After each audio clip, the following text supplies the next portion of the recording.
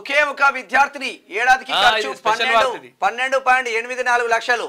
విధుల్లో ఓ టీచర్ సహా 2 సిబ్బంది. ఒక్క స్టూడెంట్ కోసమే మధ్యాహ్న భోజనం. నరపనేనిపల్లి ప్రభుత్వ పాఠశాలలో విచిత్ర పరిస్థితి.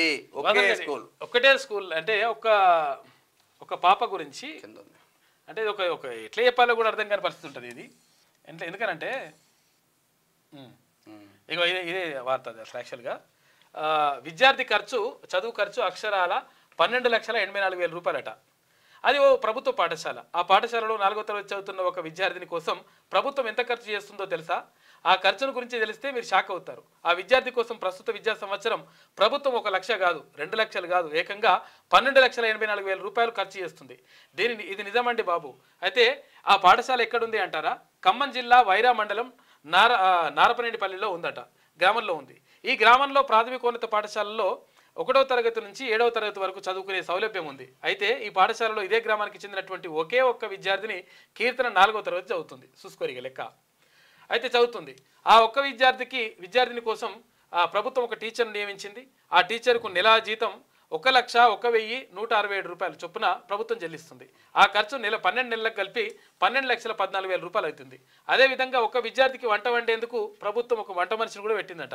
ఆ వంట మనిషికి 3,000 రూపాయలు చొప్పున చెల్లిస్తుంది. అంటే 10 నెలలకు 30,000 రూపాయలు అన్నమాట. ఇదే విధంగా పారిశుద్ధ్య కార్మికురాలకి నెలకు 3,000 రూపాయల చొప్పున 10 నెలలకు 30,000 వేతనం చెల్లిస్తున్నారు. అంతేకాకుండా ప్రభుత్వ స్కూల్ మెయింటెనెన్స్ గ్రాంట్ కింద 5,000 రూపాయలు, స్పోర్ట్స్ గ్రాంట్ కింద 5,000 రూపాయలు మంజూరు చేస్తున్నారు. అన్ని లెక్కలు కలిపి ఒక్క విద్యార్థిపై ప్రభుత్వం విద్యా సంవత్సరం సుమారు 12,84,000 రూపాయలను ఖర్చు చేస్తుంది. అయితే ఆ ఒక్క విద్యార్థిని పాఠశాలకు హాజరు కాకపోతే ఆ రోజు ఉపాధ్యాయులు ఖాళీగా ఉండాల్సిన పరిస్థితి. అయితే ఆమెను ఉంటుంది మరిగా. అయితే ఈ వ్యవహారంలో భిన్న వాదనలు వినిపిస్తున్నాయి. ప్రభుత్వం ఒక్క విద్యార్థి కోసం 12,84,000 రూపాయలు ఖర్చు చేయడం ఏమిటని కొంతమంది ప్రశ్నిస్తున్నారు.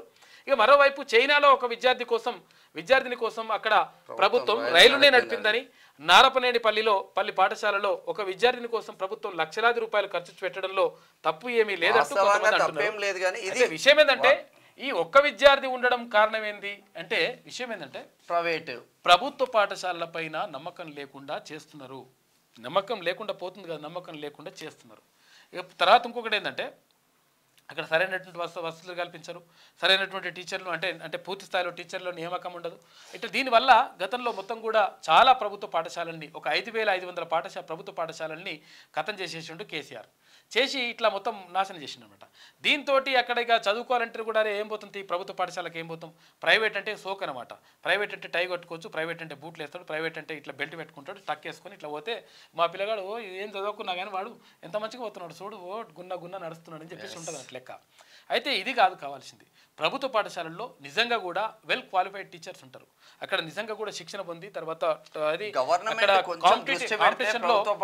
కాంపిటీషన్లో అందరినీ తట్టుకొని మంచి గొప్ప టీచర్లు ప్రభుత్వ పాఠశాలలు ఉంటారు. కాకపోతే అంటే చాలా మంది విద్యార్థులను అక్కడ చేర్స్తలేరు. 7వ తరగతి దాకా ఉంటే 7 తరగతులలో 4వ తరగతి చెందినటువంటి విద్యార్థి ఒక పిల్ల ఉన్నదంటే పరిస్థితి ఏంది? కాబట్టి ఇక్కడ తల్లిదండ్రులలో మార్పు రావాలి, ప్రభుత్వం కూడా మార్పు అంటే ప్రభుత్వ విధానంలో మార్పు రావాలి. ఎందుకంటే మనం జవహర్ నగర్ పాఠశాలకు పోయినాం, గుర్తున్నది. ఆడ 5 క్లాసులు ఒకటే కాదు, ఇటో బోర్డు అటో బోర్డు మధ్యలో వంట, ఇక మొత్తం అదే 5 క్లాసులు. వాళ్ళు ఎట్లా పైకి వస్తారు? 5 క్లాసులు ఒకటే రూము, 2 టీచర్లు అక్కడ చెప్తున్నారు. జవహర్ నగర్ మేడ్చల్ నియోజకవర్గం అడిగినాం మనం, ఏమని అడిగినాం, అమ్మా ఇప్పుడు మరి మీరు మంచిగా చెప్తున్నారు, పాఠం చెప్తుండ్రు, ఇక్కడేమో ఆల పిల్లగాడు ఉండే 1వ తరగతి పిల్లగాడు 5వ తరగతి పిల్లగాడు ఉండే ఒకటే రూమ్ లో ఇక్కడ చెప్తే వీనికి ఎట్లా అర్థమవుతుంది, వానికి ఎట్లా అర్థమవుతుంది, ఇక్కడ మొక్కం ఇల్లు పెడతారు, ఇక్కడ మొక్కం ఇల్లు పెడతారని చెప్తున్నారు. ఇద్దరు మొక్కం పెడతారు బాగానే ఉంది, కానీ వీళ్ళే చెప్పిన వాళ్ళకి దూరం కాదు కదా, పెద్ద హాల్ కాదు, చిన్న రూమ్. ఆ చిన్న రూమ్లో ఇట్లా వినిపిస్తుంది కదా అంటే పరిస్థితి అట్లున్నది. కాబట్టి ప్రభుత్వ పాఠశాలల తీరుని మార్చాల్సినటువంటి బాధ్యత ప్రభుత్వం పైన ఉన్నది. 100% దీనిపైన దృష్టి పెట్టాలి. ఇప్పుడు కొత్త పాఠశాలలు నిర్మించడం ఒక విషయం అయితే, ఉన్న పాఠశాలల్ని అక్కడ అవస్థాపన సౌకర్యాలు కల్పించుకోవడం, బెంచీలు ఏర్పాటు చేసుకోవడం, పెచ్చులుడి పడకుండా చూసుకోవడం, తర్వాత అక్కడ ఉన్నటువంటి పరిస్థితులని మొత్తం కూడా చక్కదిద్దాం. ఇవన్నీ కూడా చేస్తే 100% ప్రభుత్వ పాఠశాలల్లోకి వెళ్ళే విద్యార్థుల సంఖ్యను పెంచాల్సిన అవసరం ఉన్నది.